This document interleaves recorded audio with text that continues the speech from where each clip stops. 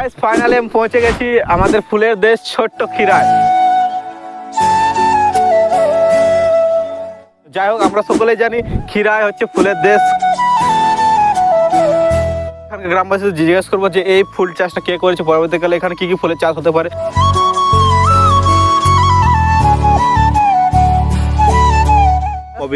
কবিঘার মধ্যে ফুল চাষটা আছে 17 বিঘা। গাইস ওইখানে ফুল দেখালাম, আর এই দিকটা হচ্ছে নদী, পুরোটা সব মিলিয়ে পুরো পিকনিক স্পট একটা, পুরো অনেকে নদী।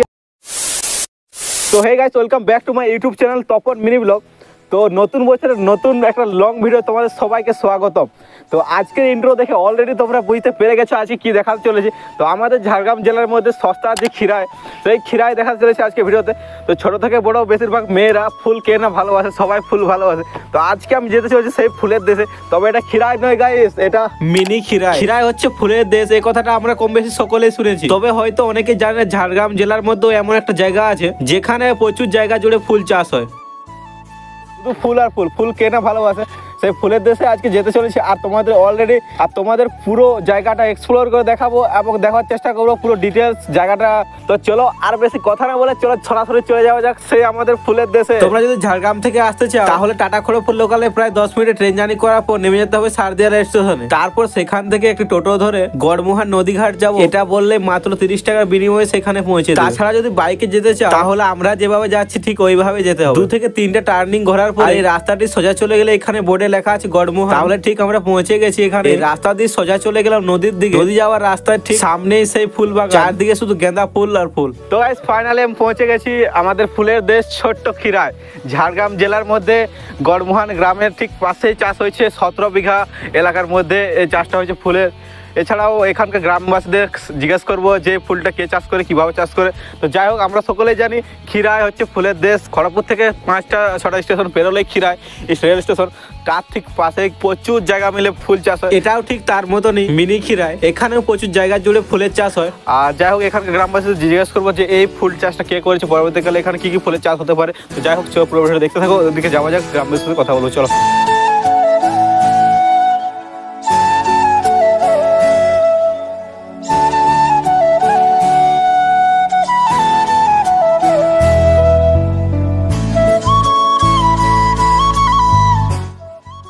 বন্ধুরা এখন দেখতে পাচ্ছ আমরা চলে এসেছি একটা কাকার সঙ্গে দেখা করতে। তো কাকার কাছে জেনে নেবো এইখানেরই স্থানীয় বাসিন্দা। তো বলছিলাম কাকা, এইখানে যে ফুল চাষটা যে শুরু হয়েছে মানে এই প্রথম বছর না আগের বছরও হয়েছিল? না, আগের বছর হয়েছিল। তো এইটা কোন সিজনটার সময়, কোন সময়টার সময় ফুল চাষটা হয়? ফুলটা শীতকালে হয় এবং চারাটা লাগাবার কথাটা বলবো। হ্যাঁ, লাগা হচ্ছে তোমার আশ্বিন মাস, ভাদ্র আশ্বিন মাসে চারাটা লাগানো হয়। শীতের দিয়ে ফুলটা হয়, এই শীতটা পুরা ফুলটা তুলানো। ও, আর এখানে যে ফুল চাষটা যে করা হয়েছে এটা মানে কতটা এরিয়া জুড়ে করা হয়েছে ফুল চাষটা? কবিঘার মধ্যে ফুল চাষটা আছে 17 বিঘা। 17 বিঘা। পরবর্তীকালে কি এইখানে কি আবার নতুনত্ব কোনো ফুল দেখতে পাবো? পরবর্তী আবার চাষ হবে, মানে গাঁদা ফুল বাদ দিয়ে আরো বিভিন্ন ধরনের ফুল চাষ হতে পারে কি? সম্ভবত হবে না। তো আমরা শুনছি চারিদিকে সবার মুখে একটাই কথা যে ফুলের দেশ মানা যায় খিরাইকে। তো পরবর্তীকালে আমরাও কি শুনতে পাবো যে ফুলের দেশ ঝাড়গ্রামের বুকে শোনা যাবে গড়মুহান? যে মালিক তাহলে কি ওনার বাড়ি কোথায়? মাধপুরে। ওই মাধপুরের ওই সাইডে খিরায়, ওই দুরা স্টেশনের পরে ওই যে গাড়ি দাঁড়িয়ে আছে না, ওই যে বাড়িটা, ওইখানে ওর ঠিকানা। ওইখানে আসে থাকে, ওইখানে খাওয়া দাওয়া পর্যন্ত। দুর্গা পূজা শেষ হয়ে গেল, লক্ষ্মী পূজা শেষ হয়ে গেল। লক্ষ্মী পূজার পর থেকে আর ফুল বিক্রি হয়নি, এবার সব বীজ হচ্ছে। ওইগুলা বীজের জন্য এখন সব ই করা হচ্ছে। তো চাওয়ার বিক্রি হয়ে গেছে, এই জন্য গত বছর ফুল চাষ হয়েছিল। গত বছর করেছিল 5-7 বিঘা, এই বছর করেছে 17 বিঘা। ফুল চাষটা রাস্তার সেই পাশেও আছে, এই যে গ্রামটা আছে। হ্যাঁ দেখলাম।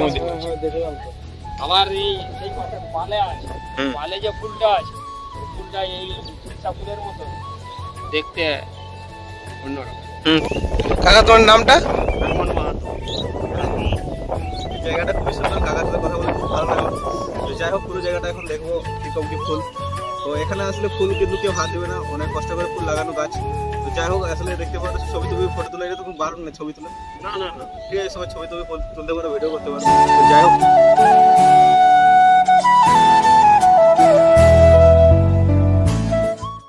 যাই হোক পুরো রাস্তাটা তোমাদের জানালাম যে কোথা থেকে কিভাবে আসতে হবে। তো যদি কাছাকাছি এলাকায় থাকো তাহলে অবশ্যই আসবে। তো এগুলো মানে কোনো ট্যুরিস্ট প্লেস নয়, এগুলো হচ্ছে চাষিদের নিজস্ব চাষ করা ফুল। চাষ করলেও এখানে মানে শীতের টাইমটায় অনেক ফুল চাষ করা হয়, খুব সুন্দর লাগছে চারিপাশটা। যাই হোক তোমাদের পুরোটা দেখাবো, তো ভিডিওটা দেখতে থাকো। তো চলো এনজয় করা যাক, ফুল মাস্তি করা যাক।